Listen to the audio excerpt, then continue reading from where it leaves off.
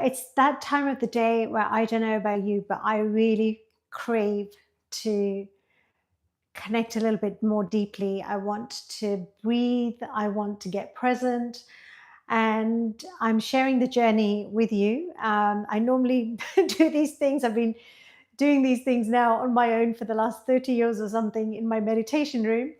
And I'll show you my little meditation room. Got a few crystals, another one in that corner there, and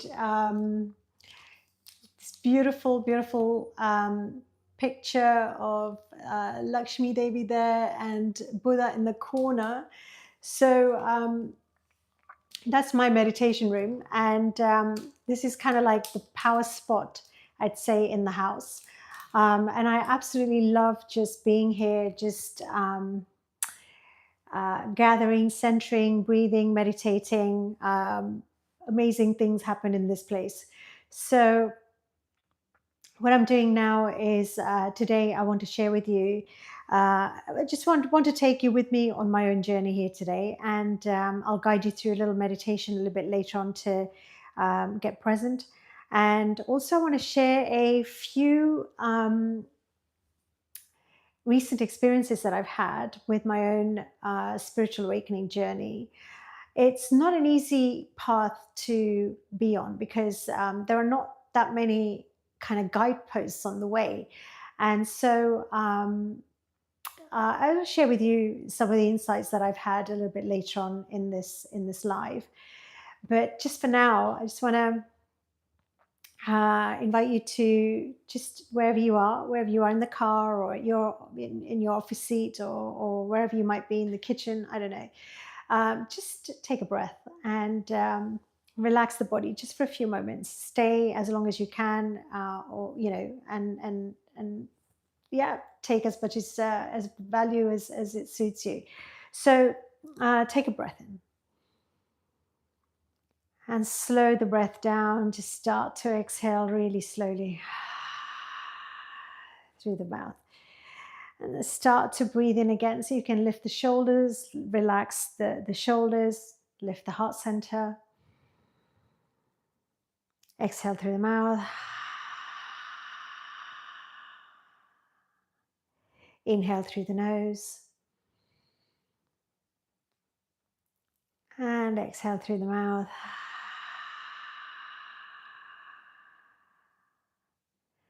Starting to feel a little bit more present in your physical body, and start to relax the shoulders even a little bit more. Lift the heart center and see if you can just find that sense of gathering wherever your energy is right now, wherever you may have dispersed your energy. Just kind of draw that energy in towards yourself. I really like to do this physical practice where I expand the arms out, inhale, and then on the exhale, slowly, slowly, slowly bring the breath all the way down to the root. So exhaling, inhaling all the way.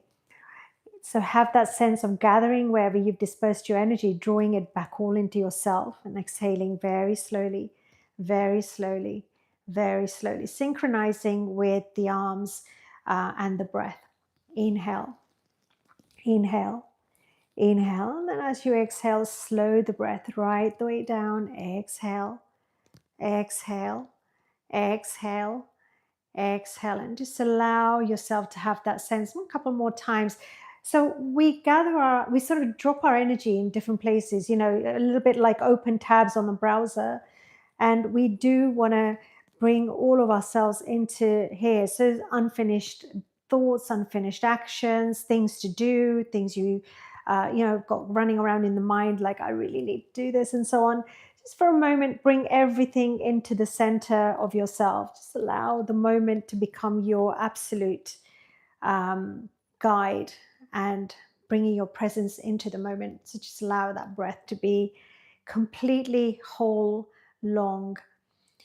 Draw the breath in and exhale.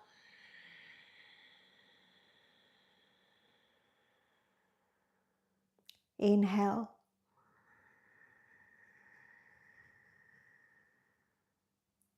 Exhale.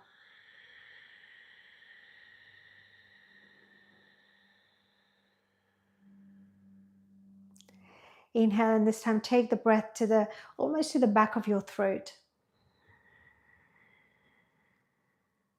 And as you exhale, allow the breath to become really audible, as though you're passing the breath through a pipe at the back of your throat. Sometimes it might sound like you're sleeping very deeply or snoring. Inhale. This time exhale through the mouth.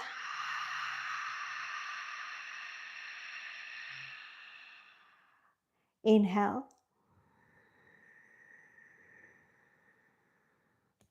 Exhale through the mouth, but press at the back of the throat. So you're hearing that sound, like the sound of the seashore. Inhale one more time like that. Exhale one more time. Through the mouth, pressing at the back of the throat, making that seashore sound, allowing the waves to kind of crash onto the pebbles, the rocks. This time I want you to do exactly the same, but keep the mouth closed. This is how I teach the Ujjayi breath. So inhaling all the way into the nose, all the way to the nose, as though at the back of the throat, you're passing the breath, you're kind of... Now keep the mouth closed and exhale. Make the same sound. So it's like you're inhaling, you're taking the breath to the back of the throat, and when you're exhaling, you're also kind of allowing the breath to kind of almost close the jaw and the windpipe, together. And it makes that sound. And we call that the sound of victory in yoga. It's Ujjayi breath. It's a very, very powerful breath. We use it a lot in the Kundalini Kriya Yoga practice. It's a meditation, which is purely centered on the Ujjayi breath. And it takes some time, and it takes a lot of time and practice to actually learn it. But I think I found a way to teach it in a very accessible way. So think about the seashore. You've got the sound of the waves kind of crashing onto the shore, and you hear that grazing sound, the water smoothing out the rocks, polishing the rocks, and then ebbing back into the ocean again. And there's that different sound. So it's almost... you can hear it in your breath as you practice this. My husband says it sounds like snoring. Maybe it does, I don't know. But it's that kind of a sound. It's very deep and it's a very guttural, but it's very loud. If you went to an Ashtanga yoga class, you will hear everybody breathing really like that's their focus. So let me take you through 3 more rounds of that, okay? Because I've talked a bit, but I want to practice it with you. So take an inhale. Exhale.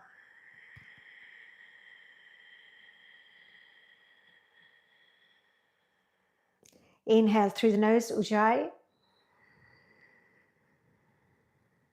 Exhale.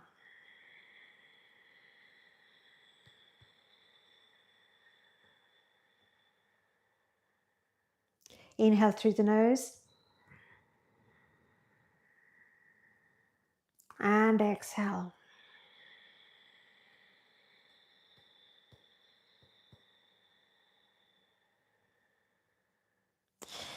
Wherever you are, just see if you can close your eyes. Obviously not if you're driving, but if you're in a safe place and you want to take a few moments, or you may be watching this after the live is over. So in a safe place where you are just able to sit still for a few moments, I want you to just take a breath again. Just get present to the breath. Have a sense of having drawn all your scattered energy, your thoughts, your to-dos, everything. Close the browser tabs of your mind by bringing everything into the center. Just allow yourself just to be here with the breath rising and falling. Trusting the mind, the body to join you in the moment. Let go of all the judgments, let go of all the assessing, let go of all the whatever the thoughts are. Just for a moment, allow yourself just to be present with me here right now. One more breath.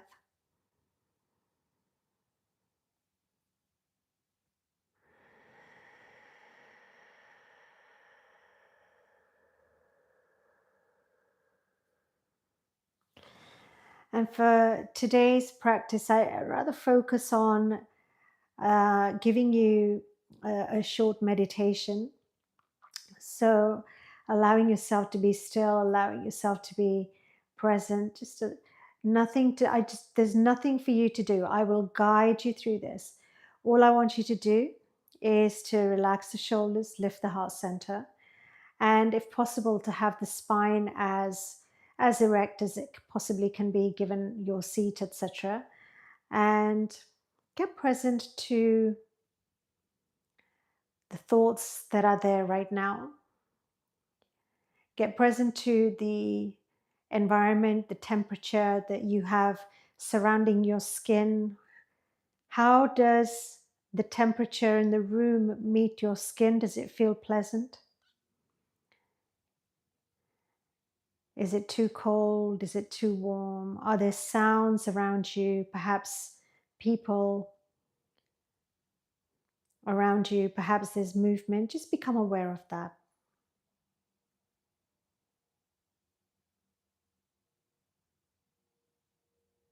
Maybe sounds in the street or outside, or planes flying by. Just allow the breath to rise and fall of its own accord.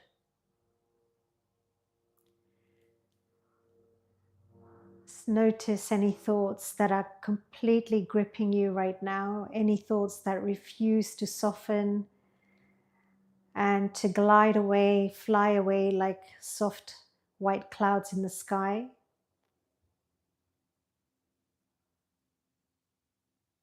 Just visualize your thoughts rising and simply floating away like white clouds in the sky, blue sky, white clouds, just gliding away. See the next thought that arises.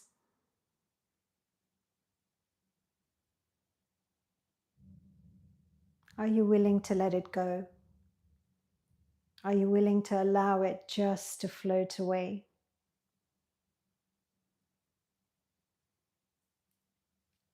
And just notice if there's a thought that's lingering which you absolutely feel compelled to interact with. You have to do something with that thought. Like a judgment or an assessment of something, or a thought going by, oh, I haven't got time for this. Just observe it. Observe it and let it fly, float away.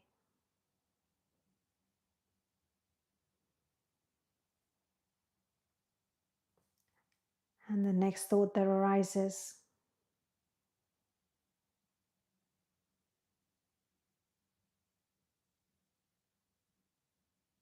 are you able to discern between the thought and the part of you that is observing the thought arising as being two separate things?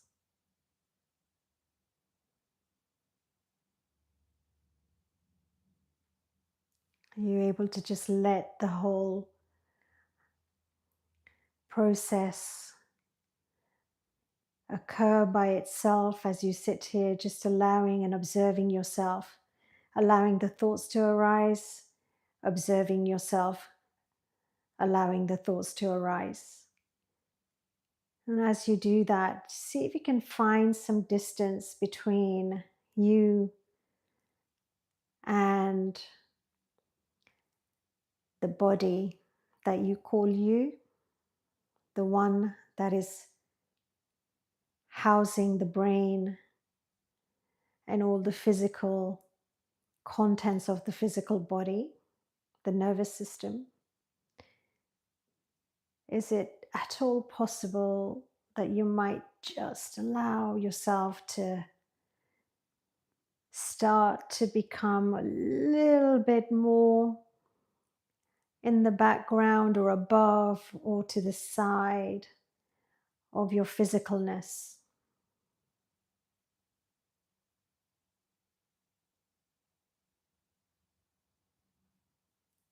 Like a fly on the wall, perhaps traveling back like a speck of light, perhaps, or a ball of light, just allowing yourself to, as though you were kind of leaving, you're still in the body, but you're making some distance between the body and the thoughts and the feeling sensations and the activity of the body itself, just allowing yourself to become perhaps like a fly on the wall, observing.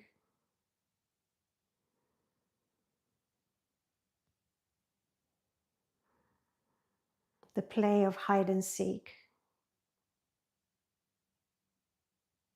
the Leela of the real self, the one observing, and the body and the part of your mind that thinks this is it, this is me, this is all of me. The body, the thoughts, the feelings, the likes, the dislikes. Just keep allowing yourself to drift a little higher, a little further away, while still observing everything, but not interacting with it. Simple method for detaching, being so obsessed with being in the body.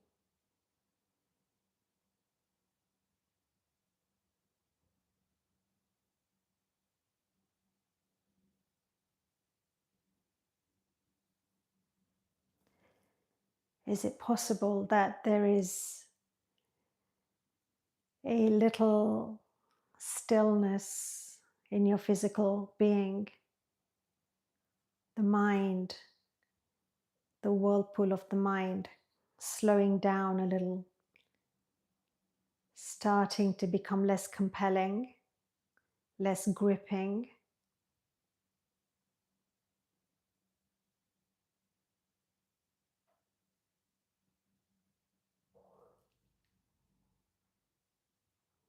Is it possible that the stillness lets you hear the silence between the sounds?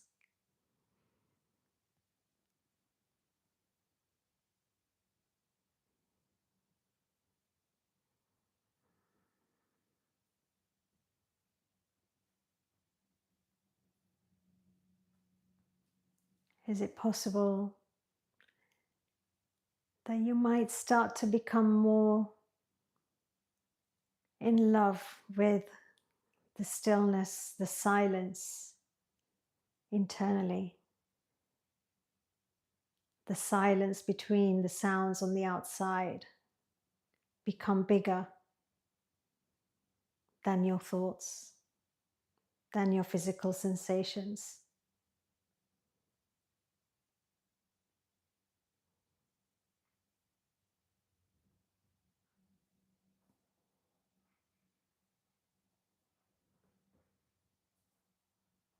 Can you just allow a little more expansion of the silence, the stillness?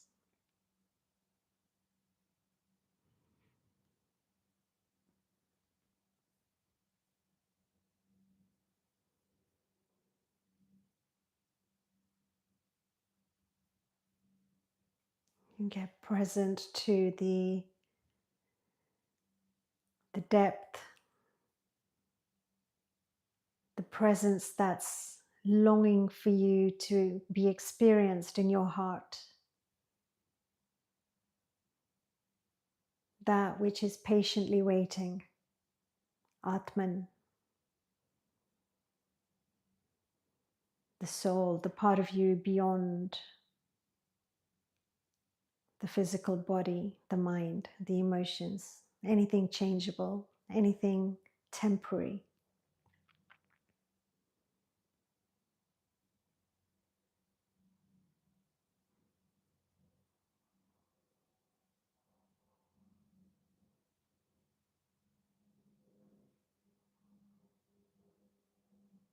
Can you fall in love with that? Can you fall in love with the stillness?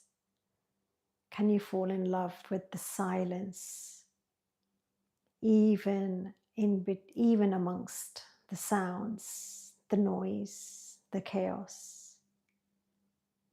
Can you become the still center point of the hurricane?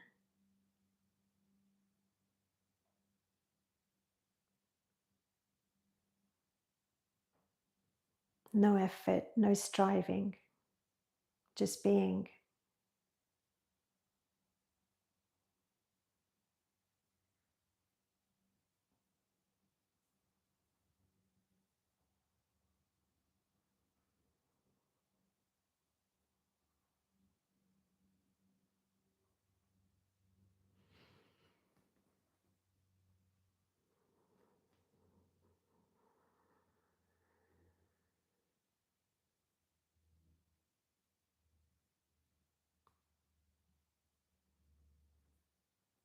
Can you see if you can perhaps observe again?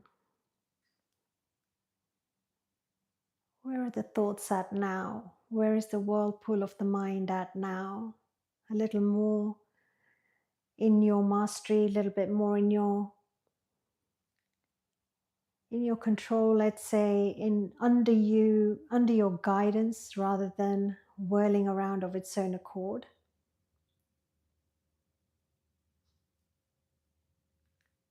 You direct the whirlpool as you choose. Or bring it to a standstill as you choose.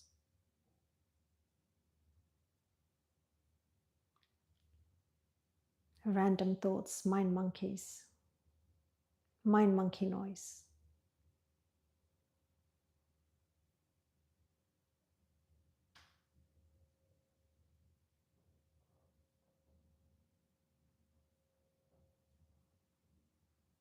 Beautiful. Slowly, slowly bring yourself back. Take a breath. Exhale. With every breath, feel the sense of being centered, the part of you that became the fly on the wall, that became the observer. Keep it intact, but allow it to become a part of your waking awareness as you draw yourself back into the sort of normal life, normal way of being. See if you can keep it intact, as it were, almost like landing back into the physical body. Is it possible that you might be able to recognize yourself as that part of you that purely observed without engaging and interacting with the thoughts as they came, with the body, the impulses of the body, the overwhelm of the nervous system? As you land back into the body, just notice that there can be this co-presence, there can be a coexistence between your physicalness with that which your brain receives as a processor, and the part of you that powers and all of that, and that is the source of all of that. If the two can come together in a co-creative existence together without the need to fight each other, where the mind, the ego, the one that functions in the world, can begin to see the seduction, can be seduced by that part of you that is deep, the true deep essence of who you are, very easily accessible just through a few breaths, in my opinion. And maybe the ego can become so seduced by that state that it just experienced, so beautiful, calm and still. The ego realizes that, in fact, there's much more to be gained by co-creating with the inner being than by resisting it, by fighting it, by creating tension, by creating inner conflict. There's much more to be gained by joining the inner and the outer, the higher consciousness and the human consciousness, the ego, into a place of oneness where the two can operate as one, where the ego becomes the servant, the one that is guided by that which is within, which wishes to deliver on your life purpose, which wishes to bring you more joy, more peace, more calm. And then whatever else arises from that state of inner calm and peace and oneness and harmony internally, that's the yoga of the Vedics. That's the yoga that the rishis have taught us. So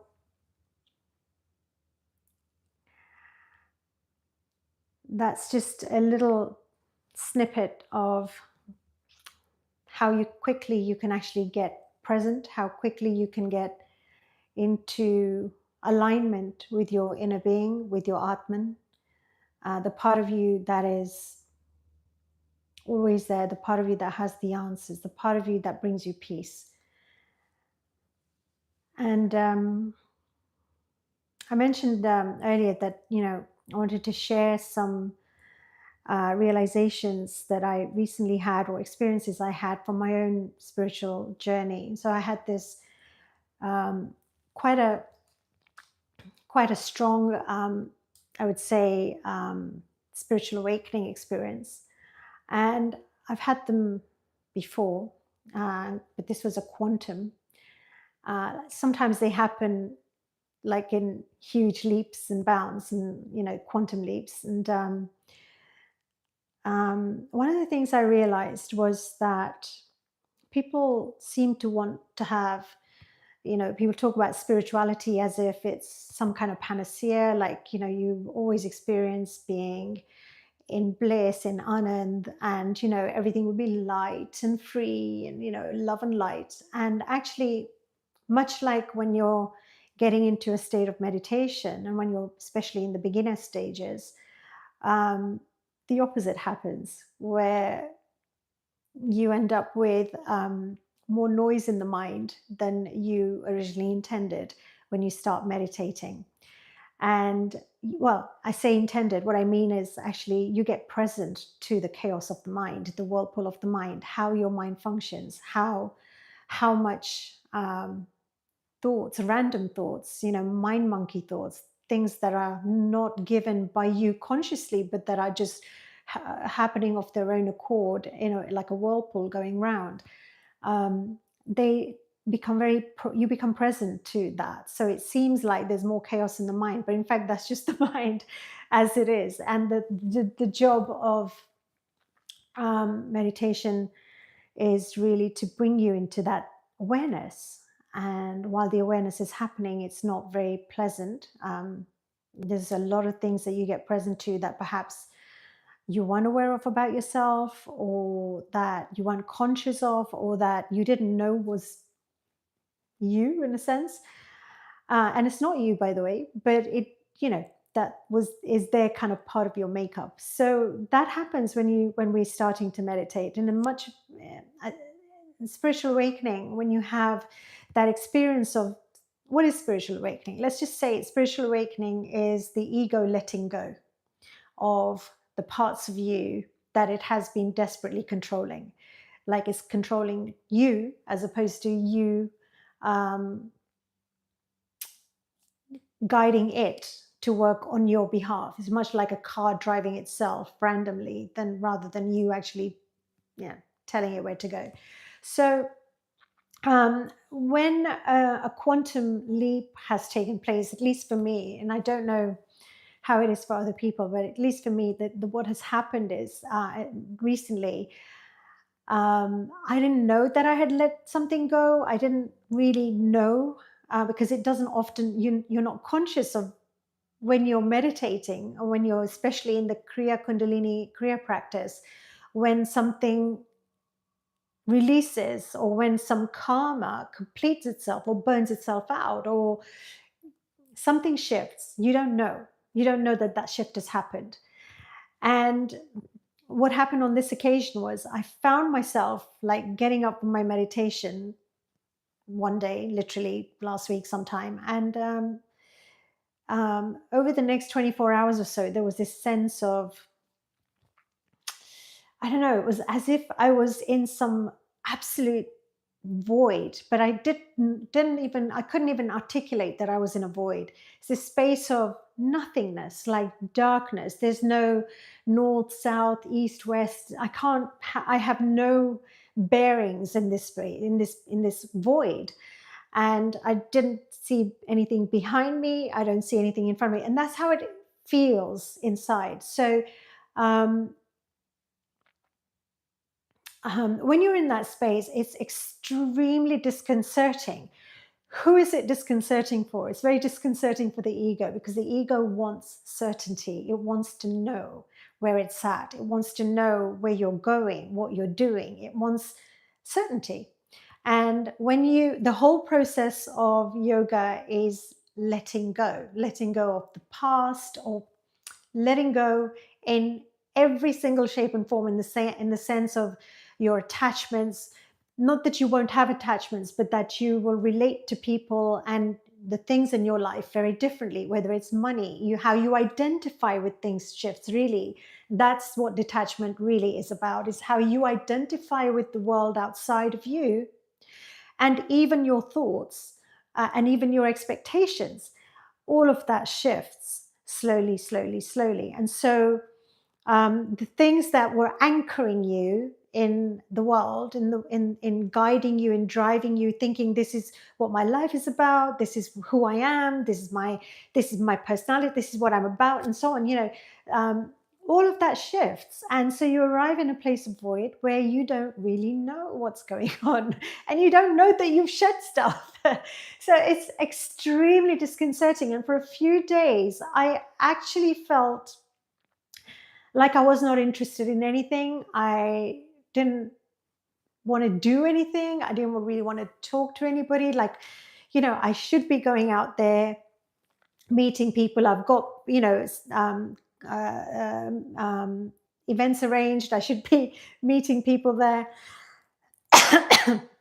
And so on and so on. But I didn't want to do any of that. I've got things that I've got deadlines, I've got things to do, but I just didn't feel like doing any of that. Even, excuse me, my sleep pattern changed. So even in my sleep, I didn't, it felt as if I was awake. I wasn't really sleeping. So when I wake up in the morning, it doesn't feel like I've properly rested. So those are some of the symptoms of what happens when you're inside of that void, is that everything that you thought you wanted suddenly doesn't feel like it's what you want.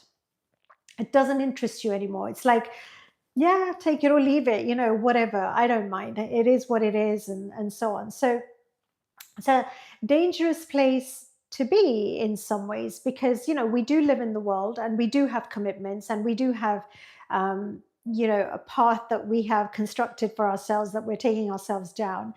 So I didn't know what was happening for a few days. And so I basically just got a little bit worried, like, am I depressed? Am I feeling depressed? I've never been depressed. It's like, I don't know what it feels like to be depressed, but I would imagine that it's one of those things where you don't want to do anything. You don't really feel like engaging with the normal things of your life. And so I just, put in spiritual awakening symptoms, or signs of spiritual awakening, or whatever, into, into my social media. And I came up with Carl Jung. And of course, there's one person that really knows about the mind and about the unconscious and navigating the unconscious, which of course is the void. Then, of course, Carl Jung. So I was just amazed that this particular piece of content it got exactly where I was. It just took me out of the spell of feeling like maybe something's wrong with me. And so I really I realized that actually, okay, I now know that I'm in the void, and I now know that I'm now in that space between the person that I was a few days ago, and the part of me that I need to integrate this with, and that's not the ego, but there's that atman, that higher aspect of you. So I haven't quite integrated with that part of me yet, and yet, I'm somewhere in space. I'm somewhere just kind of navigating that space. And so it's really important to recognize that that's where you are, because if you don't, you might go to see the doctor, and the doctor will prescribe you whatever, whatever mental health medications they want to put you on, because they don't really understand your personal spiritual process.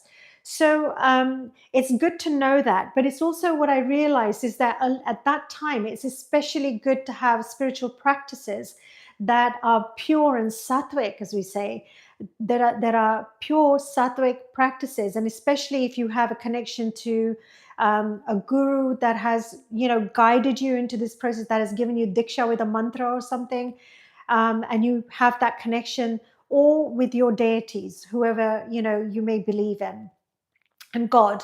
It's really important to have that connection, because if you don't have it, the chances are that sometimes you might get stuck in the nooks and crannies of the void.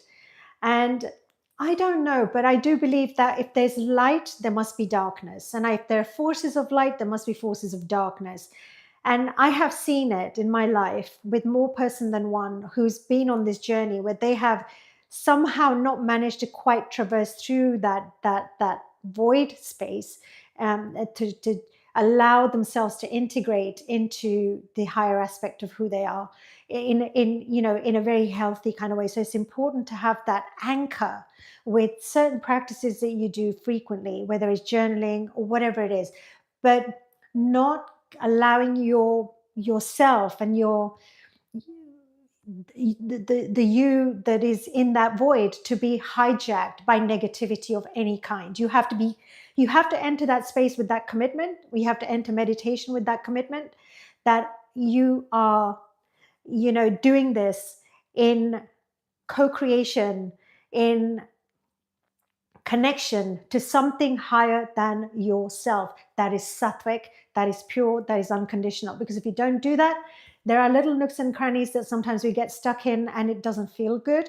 And worse, you might, I don't know, I don't want to scare anyone, but I do believe that, there are forces of darkness at play, that sometimes can come and, play with you.